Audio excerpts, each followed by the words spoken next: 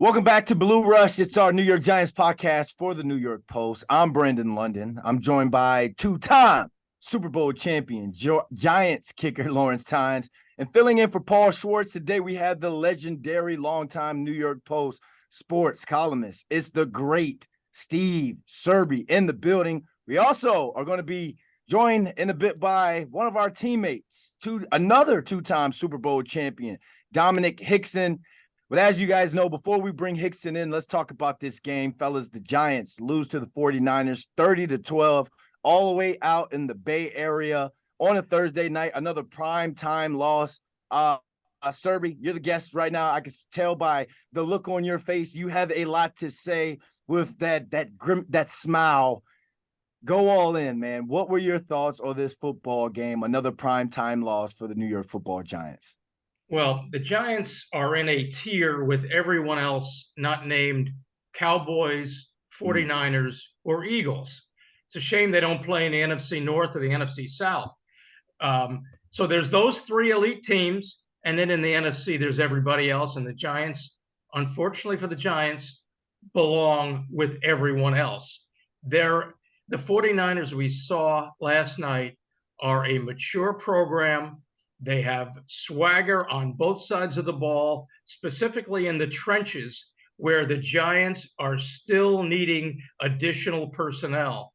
And with all that preseason talk, all that offseason talk about how much speed they've added, well, when you don't have time for your quarterback to even consider targeting Darren Waller until late in the second quarter, what good is it?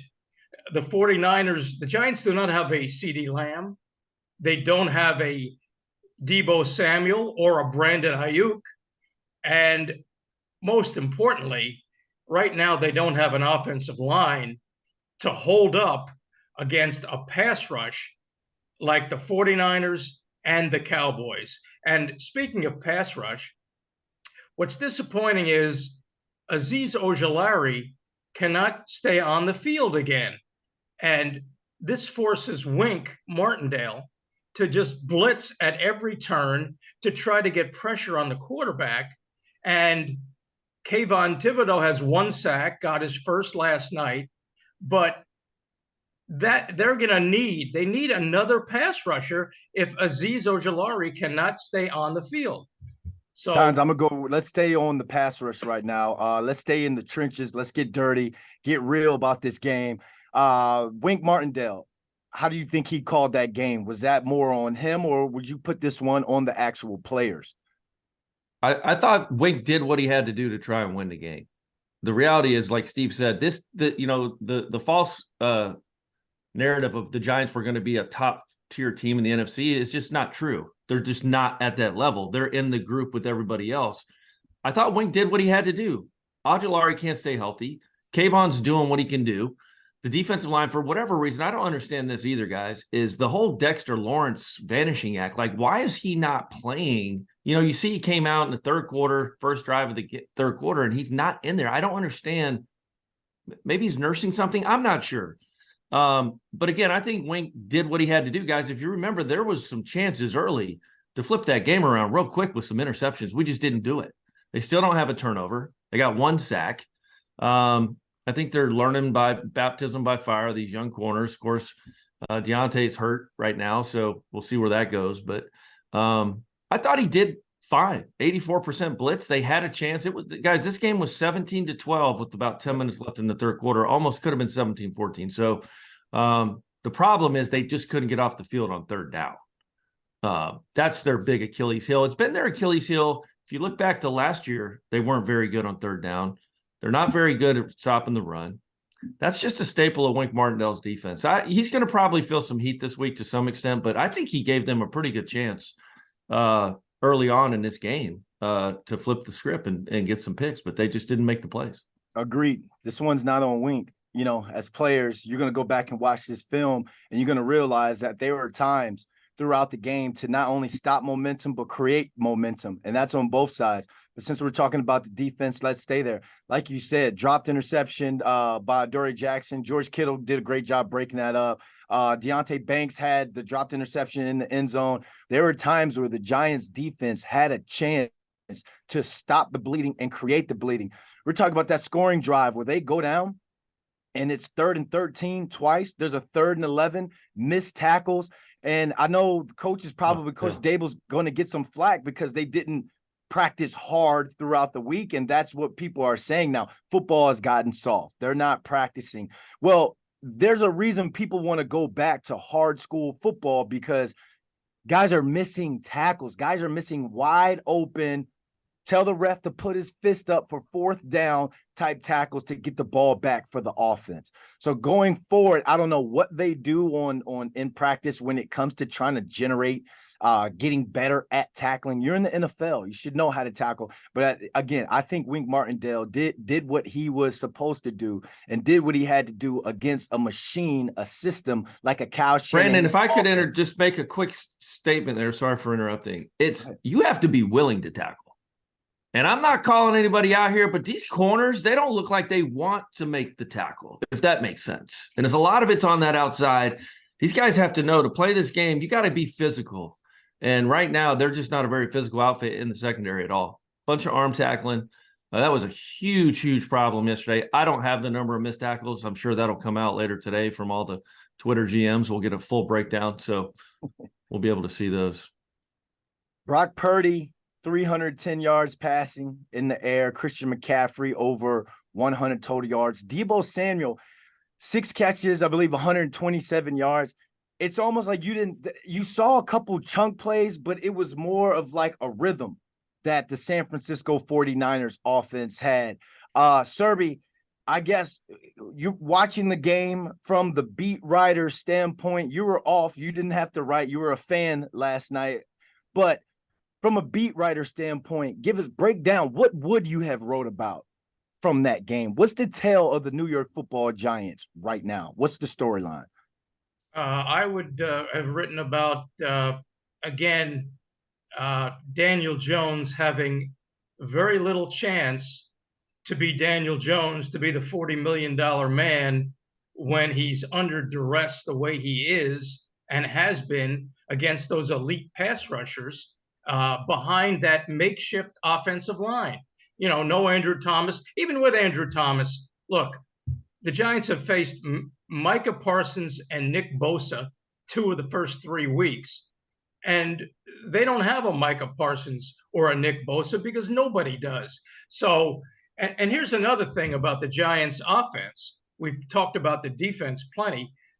You know, Mike Kafka and Brian Dable have had to integrate a bunch of new players, Darren Waller, Paris Campbell, even Wan'Dale Robinson, who missed virtually all of last season, whereas Kyle Shanahan has that mature program with guys that have been in his system for 2 or 3 years and know the system inside and out and hit the ground running. And that's why I picked the 49ers to win the Super Bowl this year.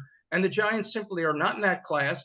And Kafka is learning about his personnel as he goes, as is Daniel Jones. And he has very little chance with the offensive line being makeshift as it is and learning these new speed weapons at the same time. But it's week 3, Serby. As the players, we should be caught up to speed. You should, like Tom Coughlin used to say, know and know you know. You should know every intricacy of this of the route tree, of the route concept. And for the offensive line, isn't that kind of the same offensive line they had the second half against Arizona? Andrew Thomas was out. The concussion, Bredinson was out with the concussion by then. You know what I mean? Shane Lemieux was a surprise start for me, only because he hasn't played since I don't know when, guys. That was shocking to me that Glowinski was listed as did not play yesterday. So that was an interesting move. If I'm just guessing here, I don't know anything. I don't think Brian Dable and that staff thought they could win that game. If you think about how they called it, they try to keep everyone safe, right? 2, 3-step drops. Daniel Jones was only sacked twice. And then this was interesting. Why, in a 40-point blowout, do you not take your quarterback out of the game and put a backup in? But then yesterday, you put Tyrod Taylor in, right? Did anyone else put that together? Like, you're not going to take them out of this rain-soaked 40-point blowout, but you are going to take them out of this game against San Francisco. I don't know about. I mean, I didn't think they thought they could win. Think they would win that game. It kind of how it was called. They were trying to keep people healthy, and sure they got it close in the third, but not saying they're not playing to win. That's not what I'm saying here. I'm just saying there were some things, blitzing 80% of the time. That's just like, oh, let's just throw everything at them and see what we can do here. It wasn't. I don't know, but they are two of the best teams in the game they've lost to. So the sky is not falling for me. I'm still up on this team. And I get everything you're saying because on Twitter, they're going to be talking about this on Twitter. Go ahead, Serby, and then we're going to let Dominic Hixson in. Yeah, I just wanted to add one thing. When I watched the Giants against the Cowboys and against the 49ers, it reminded me of Michael Spinks going up to test Mike Tyson. Now, I paid for that damn pay-per-view fight, which lasted a minute, and I'm still pissed off about it. But that's what it reminded me of, a step up in class, and they didn't belong in that class. Good point. There we go. We got boxing lessons with Serby on here. We're throwing it all at you guys on Blue Rush this morning. And now it's time to let into Blue Rush, into the podcast, two-time Super Bowl champ, Dominic Hixson. Hicks in the building. What's up, my guy? How's that Florida living down there? Man, blessed down here, man. Blessed. Cannot complain. Not at all. All right, we're going to get your thoughts on how to fish later on, but right now we're fishing for answers when it comes to this New York Giant football team. Another primetime loss to the 49ers last night. What were your thoughts on the game?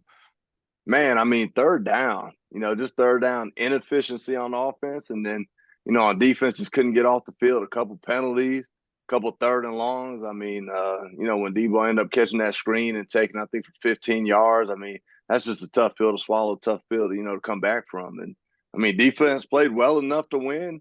And, one thing, Graham Gano, what a weapon.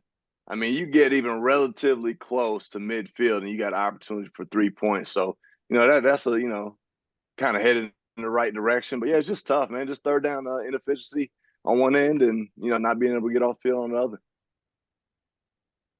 As a receiver, what do you think the Paris Campbells, the Jalin Hyatts, the Sterling Shepards, the Darius Slaytons, what are they feeling right now for Daniel Jones to go from throwing for 50 million yards in one half to only throwing for about 117, 130 something in a complete game? Like, what's the receiver morale right now? Man, I'm sure, a little frustrated, but, at the same time, having, a couple banged up offensive linemen, if you're talking about pushing the ball downfield, you need to be protected. And so you got your franchise quarterback back there with, some younger guys, up front, that against a really good defense too. So, I mean, by no means is it time to hit the panic button. But, I mean, they're going to have to figure some things out. And, 1 and 2, they still got all their goals ahead of them. So the season's not over yet. But I'm sure there's a little frustration on both ends, and they'll right the ship. I mean, that's just kind of New York Giant way. And, grinding, blue collar. And like I said, they'll right the ship. It's just a matter of time against a few things right. Yeah, Dominic, thanks for coming on.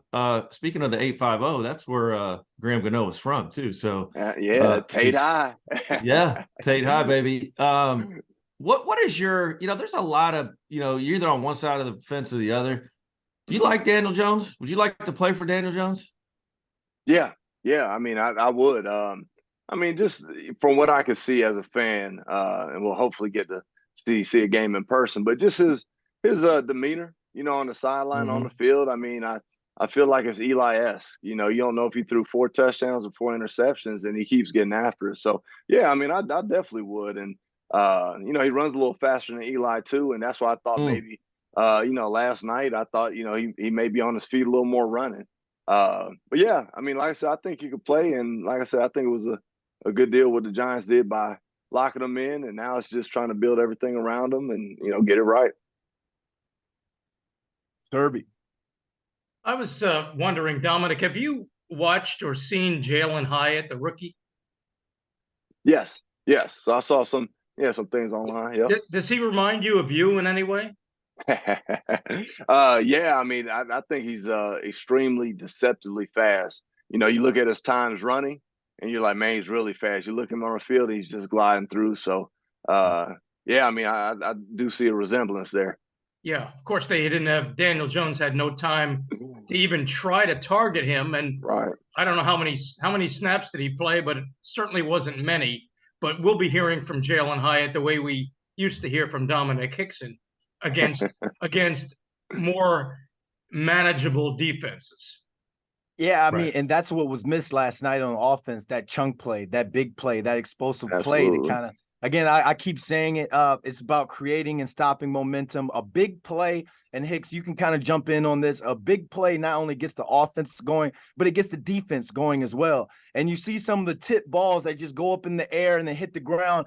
After a chunk play on offense or offensive score, those are usually things that go into your favor because mother momentum is on your side. So what do you think the players were saying on the sideline when it came to, hey, someone needs to make a stop, someone needs to create momentum or stop momentum? Like, what do you think were going through their heads, the sideline, the conversations?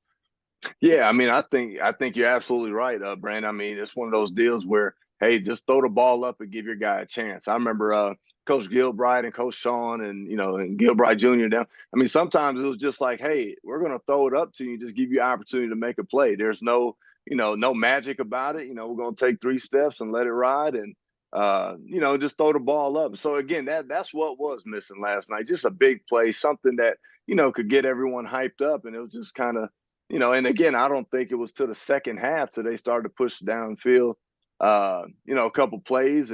But even the first play of the game, when they threw the go ball down the left side, I'm like, well, here we go. Be aggressive, go ahead and, kind of start opening it up. And, but after that, like I said, it kind of just died off until they needed to, come back at the end.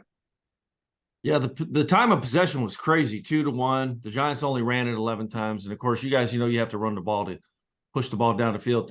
Dominic, I'm going to get off topic here and talk about your Pensacola living with the charter fishing boat, which I've had the privilege of going on with you and Unc. And how is Unc doing, by the way? Is he man, good? he's doing all. Man, Great. he just retired. Man, Did he? Yeah. So my buddy Dan, who was with me, obviously, and his kids that day, we talk about Unc all the time. Because Unc, if you didn't have Unc, you might not have a business. But anyway, right. We'll definitely do that again. We talk about the fish we caught, the red snapper, the mingo. Man, it was such a great time. I'm doing a little sales job here for Dominic. If you're down in the Pensacola area, he did have a charter fishing boat. I'm not sure if it's still in business, but we're still doing some things for sure. Look me up, man. We'll have a good time. Hey, real quick story, and then I'll stop talking. So when we were talking about cooking the fish, right? He said he was telling us on the way back in, this is how you got to prepare it. This is how you got to put it in the foil, put the lemon pepper on it, and he goes, and then you cook it, and he goes, it's according to your texture. And me and Dan say that all the time. I said, how long we cook it? He goes, according to your texture. So we say that every time we see each other. And anyway, that was a good day, really good day. Although one of my boys was throwing up the whole time. That's awesome. Not throwing up, but yeah, close to it. Oof.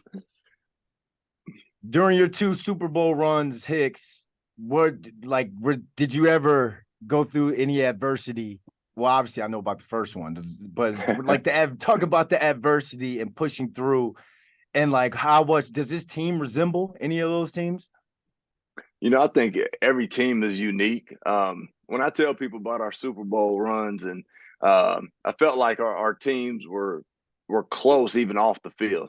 There's not a guy who I wouldn't go grab lunch with or hang out with, or and I don't know if they have that. Like I said, we're gonna try to make it up this year to see a game, to kind of see what the sidelines like, see what the camaraderie is like, because at the end of the day, I mean, if you're friends off the field, or at least acquaintances off the field, I think you'll play a lot harder for each other on the field. So I mean, just like Tynes coming down and fishing, and Brandon Jacobs, I mean, it's lifetime friends who you had the privilege of playing with. And so like I said, the camaraderie I think has a lot to do with it. So I'll be able to answer that a little better once we get up and see a game, but hopefully so. Serby. Dominic, I wanted to ask you 2 things quickly. I think it was your 74-yard kickoff return, the last game of the regular season against against the undefeated Patriots. Tell me about that moment and what that win did for that team. And the other thing was, I wanted to know if you had a favorite Lawrence Tynes story. Yeah. So that kickoff return for me, as B. London had alluded to earlier, I had been cut by the Denver Broncos. At the beginning of that season, Kevin Everett and I had that collision up in Buffalo. So that touchdown for me was just, I mean, words can't describe it. And how happy my teammates were for me, and just the celebration with it. And it really, had me enjoying and loving football again. And like I said, it's a memory that'll last. That's literally imprinted. I mean, I could tell you where my family was, and just the whole 9 yards. So yeah, it was life changing for me. It really was. And what did that win do? What did that loss, 38-35, what did that do for that team? I just remember, going back into the locker room, and Antonio Pierce and Strahan and those guys and stuff. They said, "Man, when we see him again, we're going to end up beating him." And that was the immediate, reaction, from everybody. And we just started to believe right then and there. And I also remember Brandon Jacobs got into it with Kelly Washington, because remember at the old Meadowlands, we both teams went through the same tunnel, and Jacobs was like, "We're going to see them boys again. We're going to beat them boys." And Kelly Washington said something to him, and then it was kind of not like a full scuffle or anything, but it was like a little melee in that tunnel. And then I think that I saw something different. I saw something different in the way we turned it up, and the way we practiced. We turned it up, and just like you said, guys coming together and stuff like that. So that was absolutely awesome as well. Tynes, last one for Hicks. Last question. No, well, Hicks has a story about me, apparently. I saw him laugh earlier. No, I mean, come on. Well, so my probably fondest memory, we were at Green Bay during the playoffs, and I remember Tynes was sitting in front of me on the flight there, and we were just talking, just chit chatting. And so after the game, Tynes just kicks the game-winning field goal, the whole 9 yards. I thought they was going to upgrade him to first class. And I remember he had the ball with him. And he had the ball with him, sitting there on a flight back home. And I remember just, Tynes, we again just having that conversation of, what just happened. And I asked him, I said, "Man, them other 2 times, man, what was going through your head?" And Tynes was like, "Man, they'd have ran me out of town. I'd have had to go get another flight if I didn't make the last one." So, just joking about it. But yeah, that's my fond memory of LT, man. Yeah. That's the mentality I kept. But I remember, Steve, and that's a great question. I remember the roar in the Meadowlands when he returned that kickoff. Like I can still hear it. It was a piercing New York Meadowlands roar that I will never forget. If you go back and watch it, go turn the volume up. It's pretty special time. Oh, you look were at a special that player, Hicks, man. Like I remember you coming in from the Broncos, and right away, man, like you picked up the playbook right away. You were guys kind of drew to your energy, and like you just smart, a good tough, dude. Dependable. Yeah, man. And what they're trying to build right now. It. Could do everything: cover kicks, return kickoffs, play receiver. Smart, tough, dependable. They're still looking for a few good men. You got one more for him before we throw to the Scotsman? Well, who's that young lady you got on your lap? So this is my daughter, Samira. How old are you, Samira? Oh, she can't. How are you, big girl? How old are you? 3.5. Wow. 3.5. Wow. Hey. Very smart. Yeah. What's it like having a famous daddy like you have?